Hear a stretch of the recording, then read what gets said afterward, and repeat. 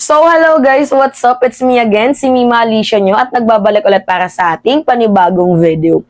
So, napakadaming ang nag-message sa akin guys na Mima, bakit si Leila de Lima hindi nagpasalamat kay President Marcos? Bakit daw ang daming pinasalamatan ni de Lima pero nakalimutan niyang pasalamatan itong ating administrasyon na binigyan daw si Leila de Lima ng fair and balanced treatment, hindi binraso yung kaso ni de Lima, hindi ginalaw ni President Marcos yung kaso ni de Lima, hinayaan niya yung rule of law, hinayaan niya yung korte, yung batas, yung hustisya ang umiral dito. So ngayon nga po guys, if we will look into a bigger picture, kawawa naman po ang ating presidente kung pinasalamatan ni Leila de Lima. Kasi unang-una, ano yung lalabas dyan? Si President Marcos ang nagpalabas kay Leila de Lima kung nagpasalamat si Leila de Lima kay PBBM. Magiging issue po ito guys. Kaya wag na kayong magalit kay former Senator Leila de Lima kung sakali mang hindi niya pinasalamatan si PBBM. Maybe iniingatan niya din ang image ng ating presidente. At beside, hindi naman po si President Marcos ang nagpalaya kay Leila de Lima. Ang nagpalaya po kay Leila de Lima is yung kakulangan, hindi po sapat na ebidensya na ipinukol ng kampo ni former President Rodrigo Roa Duterte. Nakalaya si de Lima dahil mahina po ang ebidensya. Hindi po nakalaya si de Lima dahil kay President Marcos. Pero nakalaya si de Lima dahil binigyan po ng administrasyon ng patas na kalayaan, na hustisya, rule of law, power, itong ating bayan. Never niyang binraso, never pong binraso ni President Marcos ang kaso ni de Lima na kahit pwede niya naman po yung gawin. Pero never niyang ginawa. Hinayaan niya ang justice system ang kumilos. Pero anyway, sa mga hindi po nakakaalam, ilang beses na pong minention ni Leila de Lima bago niya pa man po makamit itong tunay na kalayaan, yung talagang absuelto na siya.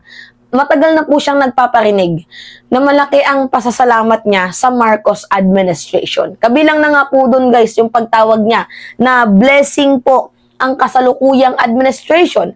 If we will look back sa mga videos, balita, news, 3 months ago, if I'm not mistaken, si de Lima po ay nagpasalamat sa ating administrasyon. Which is, we have a video guys na nagpapatunay na nagpapasalamat at tinawag niyang blessing itong administration na to. So, panoodin natin yung video. Our status quo today is clear. Under BBM, we are given the opportunity to make use of a democratic space in transition from the authoritarian regime that was Duterte's. This is our breathing room from the 7 years of nightmare that we thought was all over in 1986 and never to return again. O, tingnan nyo guys, breathing room.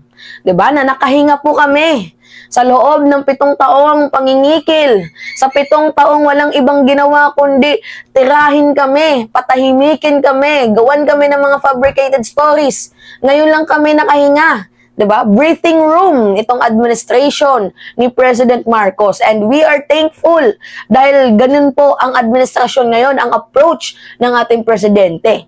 So doon pa lang guys, hindi na po kailangan ni de Lima na magpasalamat ngayon kay PBBM, baka maging issue pa. Pero sapat na yung tinawag niya na nagkaroon ng breathing room itong itong kasalukuyang administration. At hindi lang breathing room guys, nagpasalamat pa siya. Pakinggan pa natin.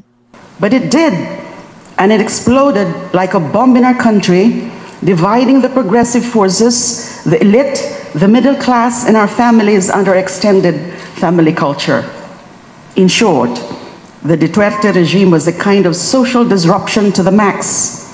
It was a complete break from the social norms that we got used to, and we thought were acceptable to a people so historically destitute in their lives that they were ready to reject everything that we thought was decent in our society in exchange for something that promised change for better or for the worse. 'Di ba guys, nagpapasalamat si De Lima kasi ang akala niya worst na. As in talagang hindi na siya makakalaya. So buti na lang merong Marcos administration na wala pong pambabraso sa mga kaso, whether you are a Dilawan or something else like that, kaaway ka man or hindi. As long as, you know, kaso mo yan, hindi po nangialam itong ating presidente. Kasi nandun na po guys sa punto si De Lima na hindi ko alam kung makakalaya pa ba ako. Kasi nung panahon ni Duterte, ganito yung ginawa sa akin.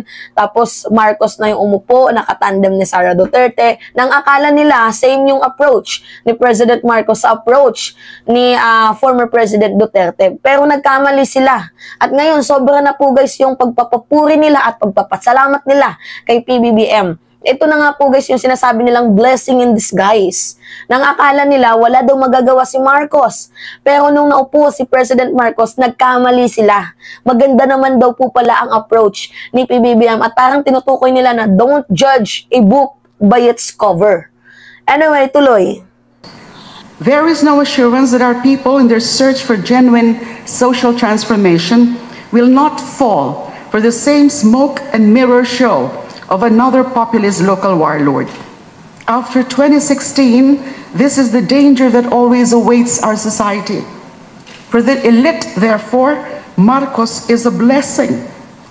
He brought the rent-seeking order back to its favored normal and stable character, where everyone in the system gets a chance to partake of government largesse.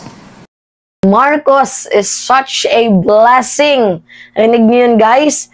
Marcos administration is such a blessing. Talagang grabe yung yung nuot at sarap. 'Di ba na marinig mo yung salitang Marcos is such a blessing.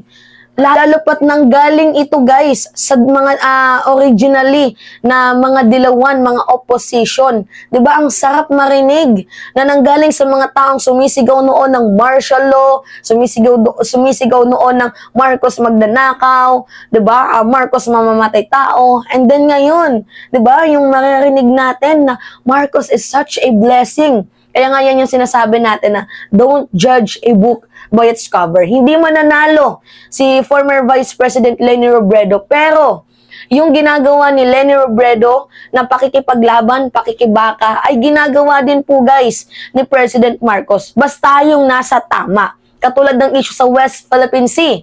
Issue sa AJK, approach sa war on drugs. Dito nga po guys sa mga mapang-abuso, mapangahas na tao, katulad ni Kibuloy. Diba? Talagang mapapatawag ka na lang ng Marcos is a blessing talaga. Dahil ang ginagawa niya po guys, hindi niya tinotolerate yung mali. Never niyang tinolerate ang mali. Nilalabanan ang mali. Ina-upheld yung yung tama. Pinupursue yung tama. So, parang ang nangyayari nga ngayon guys, pag tama, purihin, diba? Parang ganon. Pag mali, ikundi na. Ganon yung ginagawa ng ating presidente. Kaya nga galit na galit sila Duterte kay PBBM eh. Kasi yung approach niya sa West Philippine Sea, hindi naman approach ng mga Duterte. Dapat pag West Philippine Sea issue, tahimik tayo. Which is hindi naman po yun yung ginawa ni PBBM. Iba po yung approach ng ating presidente. May EDCA, diba? Yung issue sa AJK talagang grabe, no? Pinag-aaralan nila. Yung humigit kumulang 20,000 na mga nategi bumbum nung panahon ni former President Duterte. Anyway, hindi po kailangan pasalamatan na ni Leila de Lima itong si President Marcos. Dahil unang-una, baka magkaroon pa ng issue. And kung babalikan natin nga, ilang buwan, yung pinakita ko sa inyong video, tinawag niya ng blessing itong administration at tinawag niya ng breathing room itong administration na to. So, wag nang magalit kung sakali naman na Mima ba't hindi nagpapasalamat si De Lima. Wag na kayong magalit. Baka iniingatan ni De Lima ang pangalan ni PBBM at baka madawit pa sa mga issue ng mga dilis. 'Di ba? Pero alam naman natin na hindi naman po si PBBM ang nagpalaya kay De Lima. Ang nagpalaya po kay De Lima is yung kakulangan sa ebidensya nila Digong. Pero malaki po yung naging parte ni President Marcos sa paglaya ni De Lima dahil nga po guys, walang pambabaraso. Dito nga po guys sa kaso ni De Lima. Hinayaan niya yung rule of law, yung justice system, kung ano pa man, hinayaan niya na gumana. Hindi niya po nilagay sa kamay ang batas. Anyway, yun lamang po guys. At it's me again, si Mima Alicia nyo, at nagbabalik ulit para sa ating panibagong video.